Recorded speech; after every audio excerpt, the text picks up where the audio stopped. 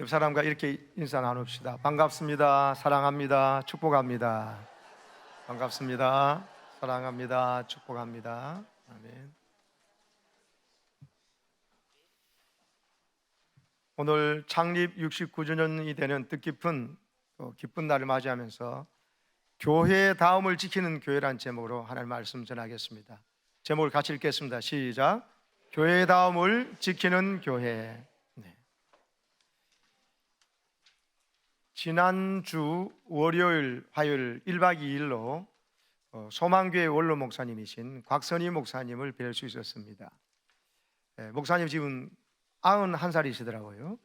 그런데도 본인이 직접 그 스포츠카를 운전하셔서 그 이천에 있는 에덴 파라다이스 그 세미나장에 오셨습니다. 그래서 이런 40년 넘게 목회하시면서 겪으셨던 그 목회 현장에서 있었던 기쁨, 눈물, 또 가슴 벅참 이런 것들을 전해주셔서 참 유익한 시간이었습니다. 그러면서 성도들의 여러 가지 간증과 어떤 정말 어떤 사건들을 많이 경험했는 중에서 제일 기억에 남는 간증을 하나 이야기하셨습니다. 그게 뭐냐면 여러분도 아시다시피 지금은 미얀마인데 옛날에 버마라 그랬죠. 버마의 아웅산 폭발 테러 사건이 있었을 때 이야기입니다. 그때 그 사고로 소망교회 교인 3사람이 죽었습니다. 그 소망교회 여러 장관들도 많이 나오고 고위 관료들이 있어서 그 현장에 있어서 그 아웅산 폭발 사건 때 교인 3사람이 즉사한 겁니다. 거기 중에 한 분이 이범석 외무부 장관인데 그때 소망교회 집사였습니다.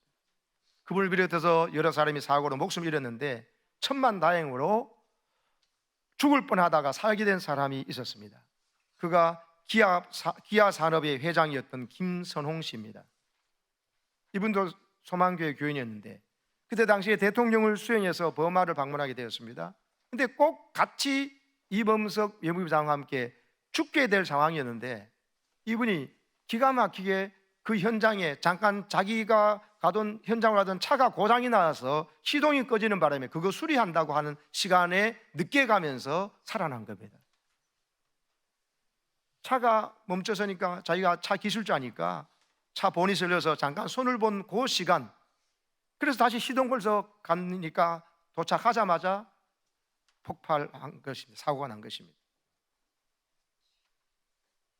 그렇게 여러분 그 광경을 보고 얼마나 가슴을 쓸어내렸겠습니까? 자기는 바로 함께 갔던 그분들과 죽었어야 하는 운명이었는데 어떻게 차 고장이 나는 그 일 때문에 자기가 살아난 거잖아요. 허겁지겁 돌아오는 길이었으니까 정신이 하나도 없었다 합니다. 정신없이 비행기 타고 바로 도망오듯이 우리나라 돌아왔는데 김포공항에 내리니까 새벽 3시더랍니다.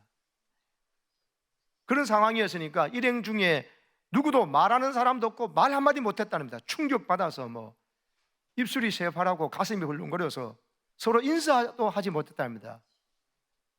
김포공항에 내리자마자 각각 그냥 흩어졌답니다. 근데 이분이 홀로 남아서 비행장 앞마당에서 어떡할까 하다가 무작정 택시를 탔답니다. 그러자 택시기사가 어디로 갈까요? 묻는데 그때 생각이 들더랍니다. 이제 어디로 가야 되나? 죽을 사람이 다시 살아났는데 지금 내가 어디로 가야 되나? 그 심각한 질문이 되더랍니다. 어디로 가야 되나? 그때 이분의 입에서 나온 말이 교회로 갑시다. 소망교회로 갑시다. 이렇게 했다는 것입니다. 이게 이 사람의 운명을, 인생을 바꿔놓았어요. 사실 그분은 새벽기도 한 번도 안 나와본 사람이었습니다. 부인은 열심히 믿어서 권사까지 되어 있었습니다. 그렇지만 자기는 새벽기도 한 번 나가지 않는 사람이었고 그렇게 믿음이 뜨거운 사람도 아니었습니다. 그런데 그 순간에 내가 어디로 가야 되나? 집으로 갈 수가 없더랍니다. 자기도 모르게 그렇게 믿음 없는 그분이 교회로 갑시다.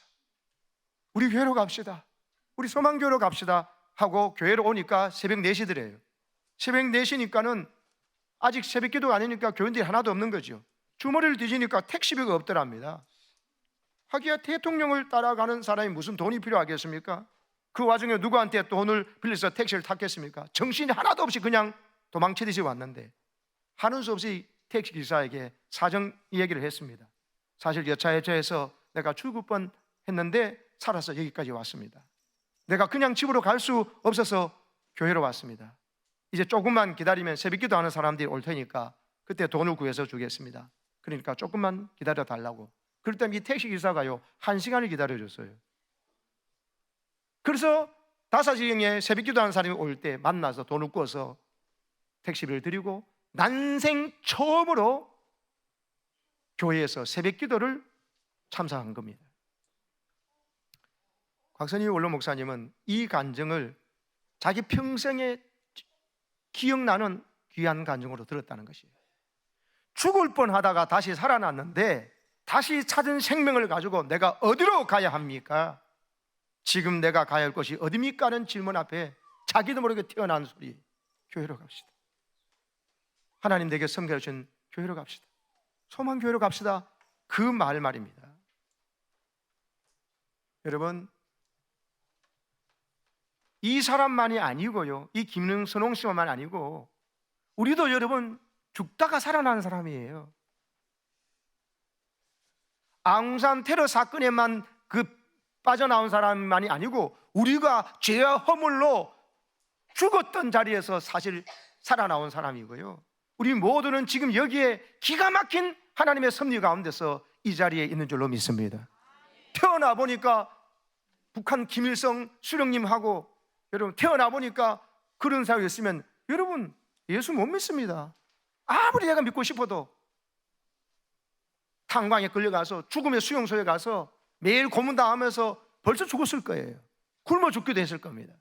태어나 보니까 뭐 엉덩이를 하늘로 쳐들고 알라에게 뭐 알랄랄라 하면서 막 하고 막 테러 집단에 들어가면 여러분 알카에다 훈련에 들어간 사람들 여러분 계실 거예요. 아버지, 어머니, 삼촌 뭐 전부 다 여러분 이슬람 교도면 이슬람 교도 되는 거죠. 근데 여러분 오늘 내가 이렇게 자유대한민국에 태어나 있고 이 보릿고개를 넘어서 지금 오늘 이 번영된 나라에 있으면서 마음껏 예수 믿고 이 교회가 있는 곳에 사는 것이 여러분 하나님이 기가 막힌 은혜인 줄로 믿습니다. 지금 다시 사준 책명 가지고 여러분 어디로 가야 됩니까? 목회하면서 이런 일을 많이 봅니다. 중요한 수술을 받기 위해서 병원에 갈 때 바로 병원 가지 않고요, 꼭 교회 들려서 기도하고 가요.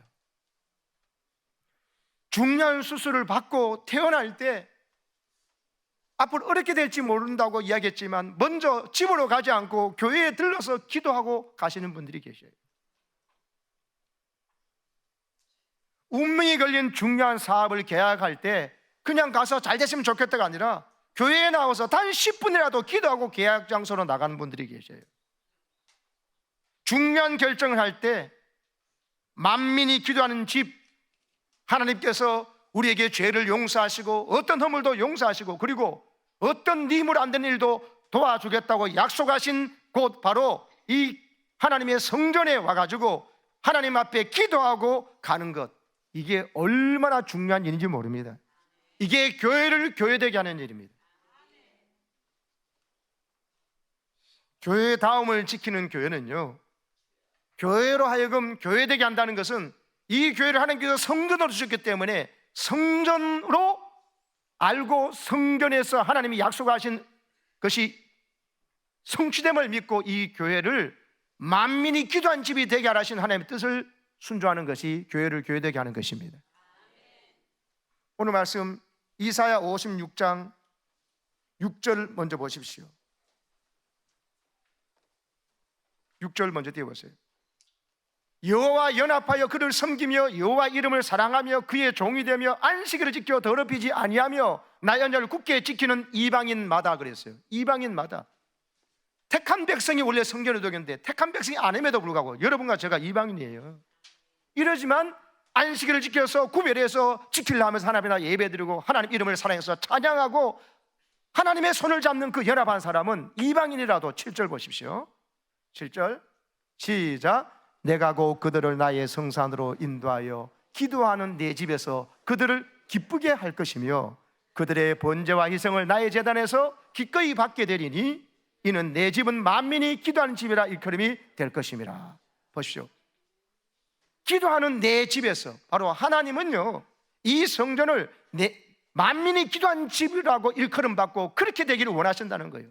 무슨 일이 있든지, 무슨 어려움이 있든지, 또 아무리 여러분 힘든 일을 할지라도 하나님 앞에 와서 기도하는 하나님의 집에서, 만민이 기도하는 집에 와서 기도한다면 그 이방인이라도 내가 그들을 하나님의 성전, 기도하는 내 집에서 기쁘게 해줄 것이라고, 기도에 응답을 주고 그가 드리는 번제와 희생, 예배를 내가 기꺼이 기쁨으로 받아주겠다는 것입니다. 할렐루야. 여러분 마음속에, 여러분 이 교회가, 이 성전이 어떤 의미로 남아있는지 모르겠습니다. 정말 내가 어디로 가야 되나, 힘들고 어렵고 두려울 때 여러분 마음이 누구를 찾고 어디를 찾고 계시는지요? 교회를 이렇게 거룩하게 세워주셨지만, 저는 약속이 있지만 교회를 그냥 여러분 일주일에 한 번 왔다 가는 곳으로 여기십니까? 아니면 기쁜 일에서 주님 감사합니다고 오고, 어렵고 힘든 일 있으면 주님 내 힘으로 안 됩니다, 이건 주님의 도움이 필요합니다, 주님 약속대로 주님의 약속하신 이곳에서 기도하면 내가 그들을 기쁘게 할 것이라고 말씀하신 약속 붙잡고 내가 나왔습니다 하고 여기 와서 기도하시나요? 김선홍 씨는 이후에 훌륭한 신앙이 되어서 여러분 지금 기아 자동차가 태어동되도록 하는 결정적인 역할을 했어요. 그 시원찮은 믿음의 사람이 교회를 먼저 찾고 새벽 기도를 알고 예배의 소중을 아니까 교회를 교회되게 하니까, 예배를 예배되게 하니까 하나님께서 그를 세워주셔가지고 얼마나 선한 영향을 끼치고 또 그 산업 분야에서 우리나라에 국가에 주는 훈장을 받은지 모릅니다. 사랑하는 여러분, 교회를 바라보며 기도하시기 바랍니다. 교회에 와서 기도하시기 바랍니다. 교회를 생각하며 기도하고 교회를 향해서 기도하세요. 이게 성경적입니다. 왜 그렇습니까? 다니엘 같은 복을 받고 싶습니까? 다니엘 6장 10절을 보세요.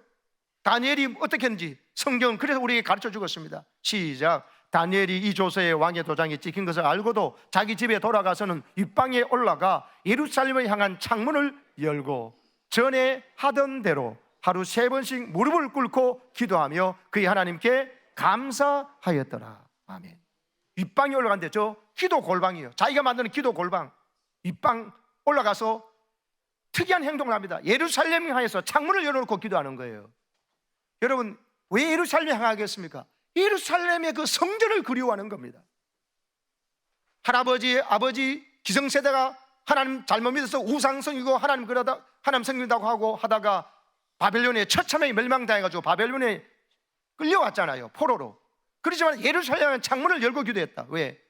에레미야 선지자 말한 대로 70년이 차면 하나님께서 다시 예루살렘에 돌아오도록 해주셨다. 그때는 돌아가서 하나님 앞에 거룩한 성전을 성전되게, 교회를 교회되게 해야지, 이런 마음으로 예루살렘을 향한 창문을 열었다는 이야기는 하나님의 약속을 붙잡은 거예요.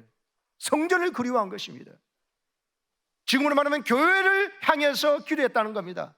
전에 하던 대로 오늘 급해서 하루만 한 게 아니라 일상 습관이 되었다는 거예요. 하루에 3번, 그것도 무릎 꿇고 기도하는 모습으로 하나님께 뭐 했냐? 감사 기도했어요. 이렇게 하나님의 성전을 그리워하고 성전을 못 가면 성전을 향해 창문을 열고 기도하는 마음, 성전을 그리워하는 마음이 있으면요, 하나님은 다니엘처럼 여러분을 보호해 주십니다. 사자굴에 그들이 쳐넣더라도 하나님께서 사자들을요 입도 못 열게 해 주십니다. 이 영향받은 다니엘의 세 친구 사드락 메삭 아벳느고가 하나님 섬기지 않고 하나님만 섬기고 우상 섬기지 않으니까 풀무불에 집어넣더라도 풀무불 안에, 그 뜨거운 풀무불 안에 예수님이 그들과 함께해서 춤추는 장면을 보여주십니다. 할렐루야. 솔로몬이 성전을 건축하고 아버지의 믿음과 준비 때문에 그 복을 누리면서 역대하 7장에 보면요, 하나님께서 솔로몬의 성전 건축해 가지고 봉헌식 할 때 하나님이 나타나셔서 솔로몬에게 주신 하나님의 음성이 저거예요. 시작. 이제 이곳에서 하는 기도에 내가 눈을 들고 귀를 기울이리니 이는 내가 이미 이 성전을 택하고 거룩하게 하여 내 이름을 여기에 영원히 있게 하였습니다. 내 눈과 내 마음이 항상 여기에 있으리라. 아멘. 할렐루야. 하나님의 눈과 하나님의 마음이 바로 이 예루살렘 성전에 있으리라고 약속하신 거예요. 저 약속 붙잡고 다니엘도 성전에 못 오고 무너졌지만 하나님 다시 예루살렘으로 돌아가서 올바로 예배드릴 수 있는 기회를 다시 한번 허락해 줄 알고 그 소망 가운데 다니엘은 식민지 가운데서 거기 가서도 예루살렘에서 창문 열어놓고 무릎 꿇고 기도한 겁니다. 이러니까 그 기도가 이루어지고 다니엘이 하나님이 진짜 하나님임을 다리오 왕이도 느부갓네살 왕이도 다 인정할 수밖에 없도록 만들어 주신 것입니다. 사랑하는 여러분, 하나님께서요 예루살렘 성전을 세우실 때 그곳에서 내 눈과 귀가 항상 있겠다고, 영원히 내 이름을 이곳에 있게 하겠다고 하셨습니다. 그 연장선상에서 여러분 이제 이후에 예루살렘 성전은 그들이 우상성이고 하나님 성이다 보니까 바벨론을 망했어요. 성전이 무너져 버렸어요. 그리고 어떡합니까? 다니엘처럼 성전을 그리워하는 사람은 성전 향해서 창문 열어놓고 기도합니다. 약속대로 바벨론의 포로들이 돌아왔을 때 수르바벨 성전이 세워져요. 그러다가요 수르바벨 성전도 무너지면서 나중에 예수님 오셨을 때 헤롯이 40년 동안 예루살렘 성전을 건축합니다. 유대인들의 환심을 살려고. 근데 그 성전에 들어갔을 때 예수님이 어떻게 하셨어요? 이곳에서 너무나 하나님을 찾는 거룩한 예배가 찬송도 기뻐하셨나요? 예수님께서 성전에 들어가서 채찍을 만드셔가지고 좌판을 뒤엎어버리면서 막 휘둘리셨습니다. 왜요? 만민이 기도하는 집이 되게 하라고 하는데 성전에서 기도하는 소리는 하나도 안 들리는 거예요. 무슨 소리가 들렸습니까? 비둘기 파는 소리, 동전 바꾸는 소리, 대제사장과 율법학자들이 앞장서 사람을 예배하고 성도들을 하나님 만나게 해야 되는 게 안 하고 거기서 자리세를 주면서 뒤로 돈 거래하면서 하나님보다 돈을 더 사랑하고 섬기는, 그러면서 오직 사람들의 만몬신에 물들어 있는 걸 보면서 예수님께서 성전에서 그렇게 분노하셨어요. 예수님이 그렇게 화낸 적이 없거든요. 여러분, 건물만 세워주면 교회가 아니에요. 이 건물이 세워졌으면은 하나님 이 은혜로 기적적으로 세워졌잖아요. 함부로 세워지는 게 아니잖아요. 그런 것처럼 이 교회에서 이 교회를 통한 하나님의 놀라운 약속이 이 성전에 있음을 알고 여기 와서 하나님 앞에 거룩한 기도의 제목을 아뢰시기를 축복합니다. 제일 중요한 게 뭐예요? 돈입니까? 정신 못 차려서 그렇습니다. 사람의 생명보다 귀한 건 없어요. 여러분, 가장 중요한 영적 생명이 있는 것, 살았으나 죽은 자 같은 사람이 많잖아요. 믿음의 불이 다 꺼져버리고 예배를 들어도 감격도 없고 감동도, 말씀을 들어도 깨닫지도 못하고 찬송을 불러도 감격이 없는, 이건 영적으로 죽은 것입니다. 여러분, 내 영이 살도록 주님께서 십자가까지 져주셨고 부활하셔서 성령까지 보내주셨는데 내 영이 죽어 있을 리가 없죠. 마귀에게 속아 있는 것뿐이지. 정신이 바짝 차려서 말씀 듣는 가운데 하나님의 음성을 듣기를 축복합니다. 찬송하면서 여러분 영적으로 살아나기를 축원합니다. 노래를 부르지 말고 영의 찬송을 부르셔야 내 마음과 정성을 담아야 되고, 주님 위해서 주님이 날려 죽으신 십자가의 사랑을 깨닫고 부르면요 눈물이 나요. 돈 하니까 도는 겁니다. 사람이 돌아버리는 겁니다. 여러분, 정신을 차리고 내 생명을 주신 하나님 앞에 감사하고 내 생명 대신 예수님이 내 안에 와 계시고 성령이 와 계신 것을 기뻐하면서 여러분 문제를 바라보면 문제가 아니에요. 하나님만 붙잡고 그 이름만 의지해서 기도로 나아가면 어떤 문제도 합력하여 손을 이루어 주십니다. 나를 두렵게 하던 것이 더 이상 없어져요. 하나님의 불순종하는 것만 두려워져요. 그러면 모든 것이 두렵지 않습니다. 담대해집니다. 세상이 감당하지 못하는 하나님의 사람이 될 줄로 믿습니다. 다니엘처럼 말입니다. 다니엘처럼, 요셉처럼 말입니다. 다윗처럼 말입니다. 바울처럼 말입니다. 베드로처럼 말입니다. 아멘이십니까? 여러분, 예루살렘 성전은 타락하니까 하나님께서 무너뜨려 버렸어요. 수르바벨 성전이 세워졌고 헤롯 성전이 세워졌지만 주님 그 안에 들어가서 다 이거 돌 위에 돌 하나 남지 않고 무너지리라 말씀하신 대로 그 타락한 예루살렘 성전은 로마 타이투스 장군에 의해서 여러분 처참하게 멸망당했습니다. 그럼 어떻게 성전이 없어져 버린 것입니까? 여러분, 예수님께서 내가 살아있는 성전이라 하시고 이 성전을 헐려 내가 사흘 만에 다시 일으키리라는 것은 예수님이 자기가 성전, 살아있는 성전인 걸 말씀하셨어요. 그래서 예수님이 십자가에 죽으시고 3일 만에 부활하신 것을 이 성전을 헐라 사흘 만에 내가 다시 세우리라 하신 말씀이었어요.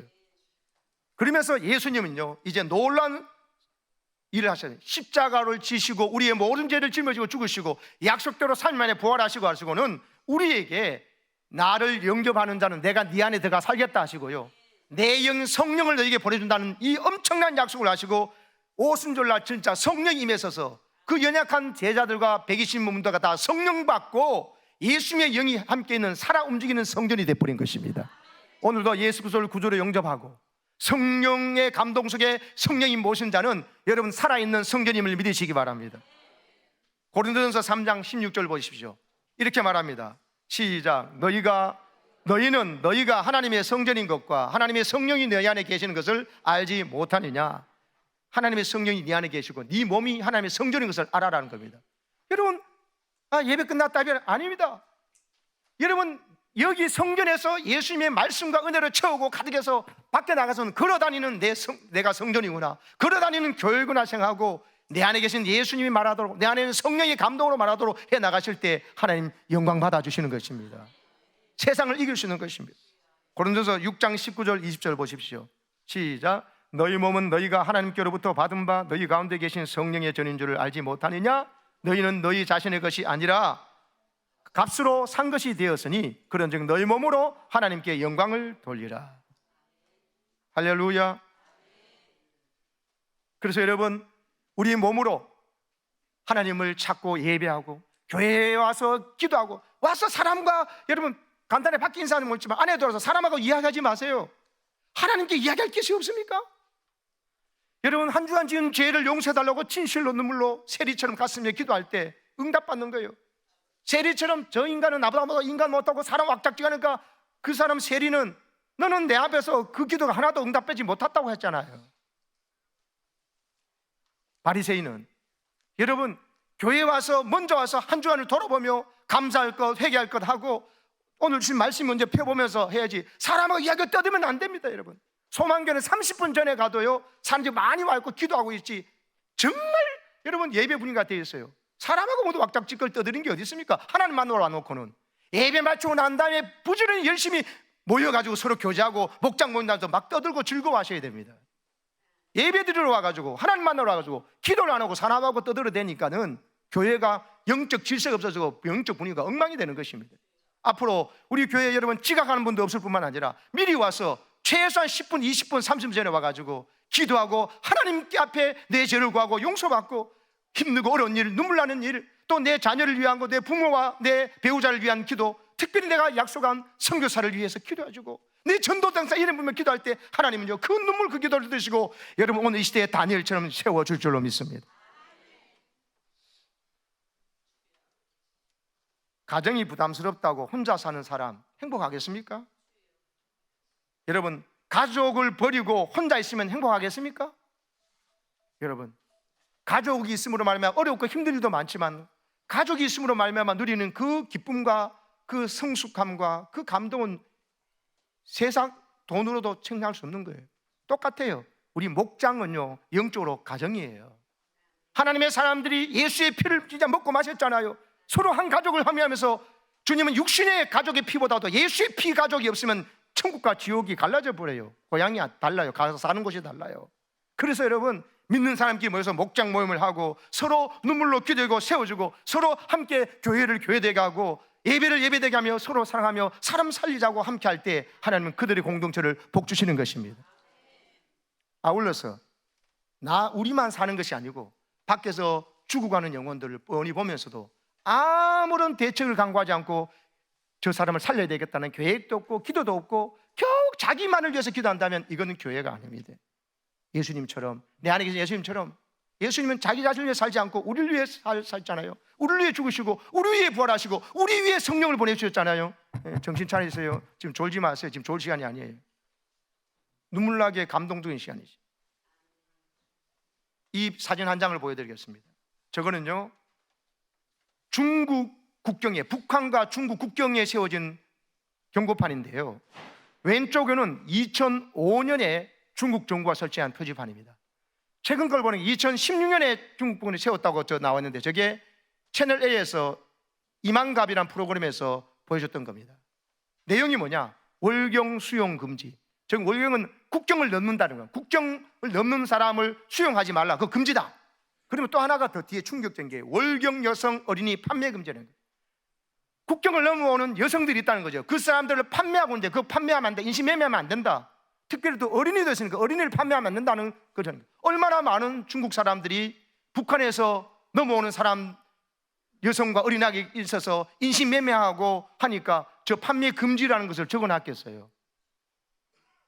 여러분, 이게 지금 오늘 우리가 살아가고 있는 이 헌법상 이 북한의 동포들은 우리 한 국민이거든요. 저들이 굶어 죽기 때문에 먹을 것이 없어서 살려고, 여러분 그냥 있으면 죽으니까 목숨 걸고 나왔는데 저렇게 인신매매를 당하고 폭력을 당하고, 그리고 어린아이들도 판매되고 있는 이 현실을 보고 우리가 난 몰랐다, 난 모른다 이렇게 되느냐? 오늘 말씀의 잠언 24장에 너는 사망으로 끌려가는 자를 건져주며 살육당하게 된 자를 구원하지 아니하려고 하지 말라. 난 그걸 알지 못하는 할지라도 마음을 저울하시니까 어찌 그걸 못 알겠냐? 이 마음만 있으면 얼마든지 알 수 있다. 제가 이 책을 소개해드렸죠. 바로 여기에 있는 이야기입니다. 1만 킬로미터라고 하는 이지성 작가가 쓴 책인데, 제가 이번 40일 안식을 맞이하면서 있는 동안에 눈물로 읽었던 책입니다. 가슴 아프게, 그러면서도 하나님 앞에 우리 교회가 뭘 해야 되는지, 뭘 기도하고 어떻게 해야 되는지를 우리 온 교우들이 함께 알기 원하는 성령의 감동 속에 읽었습니다. 여러분, 영화에 나오는 이야기가 아니고 저들이 먹고 살기 위해서 월북을 할 경우에 조선족 조폭들이, 인신매매범들이 월북 여성들을 데려가서 인신매매를 합니다. 그래서 사장가에 넘기거나 아니면은 중국 국경에 있는 좀 정신이 좀 이상하고 좀 모자란 정상적인 결혼이 안 된 사람들이 혼자 있으니까 그 사람들한테 이 여자를 팔아버려요. 그러면 어떤 극단적인 경우는 가가지고 정신이 좀 이상한 결혼하지 못한 중국 남자들에게 마을에 한 5명, 6명의 이 한 여자를 성노리개로 쓰는 거예요. 그리고 어떤 가정에 그냥 가서 혼자 있다면 거기 가가지고 그 탈북 여성이 그 남편과의 사이에서, 중국 남편과 나의 사이에 아이를 데리고 사는데 이 사람이 정신이 온전치 않기 때문에 늘 구타를 하는 거예요. 그래서 얼굴이, 한쪽 눈이 빠진 사람, 맞아서 얼굴이 뭉개진 사람, 별희한한 사람들 이야기를 이성 작가가 가서 다 보고, 그들이 마지막 살기로 손 내친 가운데서 이 슈퍼맨 목사님이라는 분, 이 탈북자들을 왜든지 자유대한민국으로 데려오기 위해서 애쓰면서 했던, 그래서 무려 지금까지 4,000명의 탈북자들을 대한민국 품에 안겼던 슈퍼맨 목사님과 이 죽음의 여정을 함께 했던 것을 기록한 책이 이 책입니다. 1만 킬로미터라는 것은 탈북해가지고 중국 거쳐서, 여러분 라오스, 태국 거쳐서 오는 길이 1만 킬로미터이기 때문에 자유를 찾아서 생명 살려고 하는 그 여정을 1만 킬로 합니다. 근데 왜 지금 하버드 대학교 교수들과 학생들이 이 책을 읽고 있느냐? 하버드 대 교수들과 학생들이 왜 읽고 있느냐? 이런 말을 했어요. 하버드 대학 갔을 때 정치학 교수님인데 하버드 케네디 스쿨 개공 교수님이 이지정 작가 보고 말하더란 겁니다. 30년 전에 이지정 작가 같은 한국인들이 나를 찾아왔었다. 그때 한국인들이 나한테 뭐라고 했느냐? 저 2차 세계대전 때 저 일본의 여성 위안부들이 그래 당해서 그 인권을 말하면서 그걸 제대로 보상받아야 된다 이야기해가지고, 그걸 알고 어떻게 저런 파렴치한 일을 했나 하고 거기에 대해서 정당한 보상을 하고, 과거에 100년 전 일이지만 그들을 인권을 회복하기 위해서 한국 사람들이 말했기 때문에 30년째 내가 그것을 논문을 쓰고 책을 내가지고 미국의 하원에서 그 위안부 인권법이 통과되도록 했는데 결정적인 역할을 한 게 자기라고 말하더란 거예요. 너무나 고마운 분이죠. 그런데 내가 북한의 여성들이 먹고 살기 위해서 탈북해가지고 또 북한의 어린들이 탈북해 왔는데 이렇게 비참한 인권이 있는 것은 지금 당신에게 처음 듣는 일이다. 왜 그동안 한국인들은 그렇게 많은 인권 전문가들이 많았고 인권 변호사 대통령도 2분이나 있었잖아요. 그 누구도 그 이야기를 나에게 30년 동안 단 한 번도 안 해준지 내가 이해가 안 간다. 아무도 말해준다. 이게 뭐냐고 이해가더라는 거예요. 어린아이들은 가가지고 동남아에 좀 부자들이 있는데 부자들 자신 중에서 여러분 죽을 병에 걸린 애들이 좀 많답니다. 불치병에. 근데 장기를 교환하면 되니까 이 탈북했던 어린애들을 판매해 가가지고 그에 가가지고 애들이 장기를 적출해서 걔는 버리고 죽여버리고 부자들 애들한테 장기를 이식해 가지고 살렸는데 거기에 팔린다는 거예요. 그래서 저 어린이 판매 금지가 그렇게 나왔다는 거예요. 한 동포가 먹고 살기 위해서 탈출했는데 도와주는 사람 아무도 없고 어린애는 장기 밀매로 팔려서 죽어가고, 그래도 운이 좋아서 중국 가정에 가 있으면 일평생 여러분 부엌대교로 있으면서 계속 폭력을 당하고 있는 일을 보면서도 여러분 이 일에서 난 몰랐다, 난 모른다. 여러분 우리나라만큼 인권을 강조한 나라가 없어요. 얼마나 인권을 강조하는지. 하나님의 창조주를 거슬러서 동성애자의 인권도 중요하다면서 하는데 실제적으로 일어나고 있는 일, 이 오늘의 이 탈북 여성들이 여러분 이렇게 인권을 유린당하고 어린이들 인권 유린당해서는 한마디 말도 정보도 제대로 말하지 않고 있는 나라, 이거는 인권 운동하는 사람들의 위선입니다. 모순입니다. 여러분 하나님의 교회는 사람에 대한 차별이 없어야 될 줄로 믿습니다. 사람은 차별하면 안 됩니다. 100년 전에 우리나라가 이걸 잃어버렸을 때 종군 위안부의 인권을 이야기한다면, 아니 지금 오늘에 일어나고 있는 이보다 그보다 더한 인권, 단순하게 성적인 문제뿐만 아니라 폭력으로 죽어가고 있고 인신매매를 당하고 있는 탈북자들에 대해서 인권에 대해서는 왜 한마디도 이야기를 하지 않느냐는 거예요. 우리나라 대통령 3분이 북한의 최고 지도자를 만난 일이 3분이나 있었어요. 그런데요, 이런 이야기를 한 번도 한 적이 없습니다. 놀라운 것은요, 저 동독과 서독이 민주주의고 동독이 공산주의지 않습니까? 하나님 부정하는. 근데 독일이 분단되었을 때 자유민주주의를 수호하는 서독이 공산주의 동독 수용소에 갇혀있던 자유민주주의를 옹호하는 사람 정치범 33,755명, 그리고 그 가족들이 25만 명이 되는데 합치면 29만 명 정도 돼요. 이 사람들이 무려 26년에 걸쳐서 34억 6,400만 마르크, 우리나라 돈으로 환율로 독일 통일 당시에 기준하면 1조 8,400억 원을 주고 그 사람들 다 데려왔어요. 자유민주주의를 좋아하는 그 사람, 그래서 동독에 붙잡혔던 사람을 데려왔어요. 우리나라는요 1995년부터 2017년까지 23년 동안 서독이 동독에 준 돈보다도 7배, 8배 이상 줬습니다. 100억 달러, 우리나라 돈으로 12조 원 이상을 줬는데 국군포로 단 한 명도 데려오지 않았어요. 버려뒀어요. 3번이나 대통령이 그들을 만났음에도 우리 국군포로를, 여러분 북한의 포로들이 요했다가 비양심 그 사람들은 돌려보냈거든요. 근데 나라를 지키기 위해서 피 흘리던 사람은 북한에 있는데 한 사람도 안 데려왔다는 거예요. 돈은 독일보다 7, 8배 주면서도 왜 한 명도 데려달라고도 하지도 않고 데려오지도 않았어요. 오히려 1994년 조창호 소유를 시작으로 2010년까지 80명이 스스로 탈북해서 우리나라에 귀환한 사람들이 있고, 그 사람 지금 15명 정도 살아 있습니다. 근데 오히려 탈북 과정에서 대한민국의 정부의 도움을 받는 것이 아니라 말할 수 없는 무시와 냉대를 받고, 또 오늘 이 땅에 탈북자들이 와더라도 벌레 취급을 당하고 있는 이 무서운 모순이 우리나라에 있습니다. 교회는 이러면 안 됩니다. 교회가 앞장서서 자유를 찾아, 생명을 찾아 먹기 위해서 온 그들을 맞아주고, 그들을 위해서 기도해주고 보듬어주고, 여러분 그들의 생명을 보여줄 때 하나님은 이 교회를 통해서 하나님의 거룩한 생명 역사가 나타날 줄로 믿습니다. 생명을 찾아온 자를 다른 어떤 의도를 가지고 안대를 씌워가지고 판문점에서 다시 돌아가라고 내밀고, 나는 안 간다고, 나는 안 간다고, 자유를 찾아왔다라도 밀어제끼는 이런 사악한 짓은 하면 안 되는 것이죠. 오히려 북한의 탈북한 사람들 알아서 빨리 우리가 돌아오도록, 여러분 나라가 앞장서고 먼저 교회가 앞장서고 믿는 그리스도인들이 사람 살릴 일이 앞장설 때 그것이 교회인 줄로 믿습니다. 동성애자 인권을 이야기할 때가 아니에요.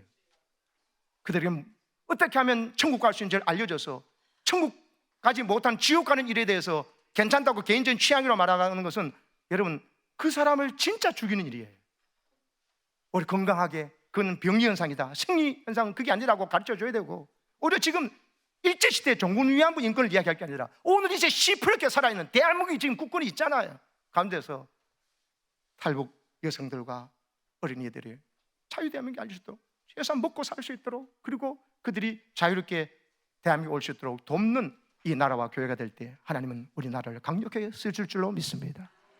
이 사랑과 은혜의 마음으로 교회를 되게 하는 이 생명 살린 일에, 사람을 차별하지 않는 일에 앞장서는 우리 기도가 하늘에 사무칠 때 하나님은 우리 교회와 재직들의 가정을, 그리고 사업들을 복 주시고 사용해 줄 줄로 믿습니다.